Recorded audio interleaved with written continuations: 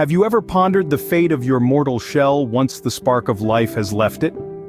It's a question that hovers in the shadows of our consciousness, often emerging in the quietest hours of the night.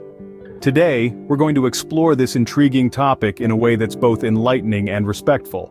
The process that our bodies undergo after death is called decomposition, a natural and important part of the life cycle, returning our physical components back to the earth.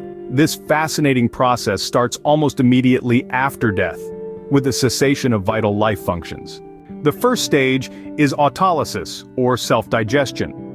Once the heart stops beating, cells no longer receive oxygen and become acidic, leading to the rupture of cell membranes. This releases enzymes that begin to break down the cells from the inside out.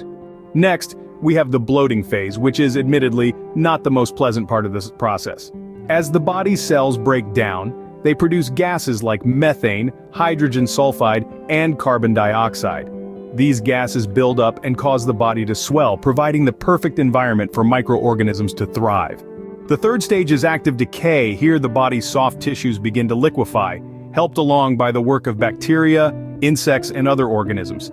This stage is the most visually dramatic, with the body losing much of its mass.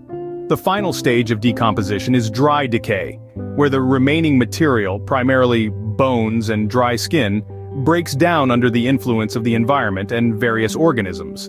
Eventually, all that's left are the bones, which can take hundreds of years to fully decompose. So to recap the journey we've taken today, death initiates the process of decomposition, beginning with autolysis, where the body starts to break down from the inside. This is followed by the bloating phase, where gases build up and microorganisms begin their work. Next comes active decay, where soft tissues liquefy and the body loses most of its mass.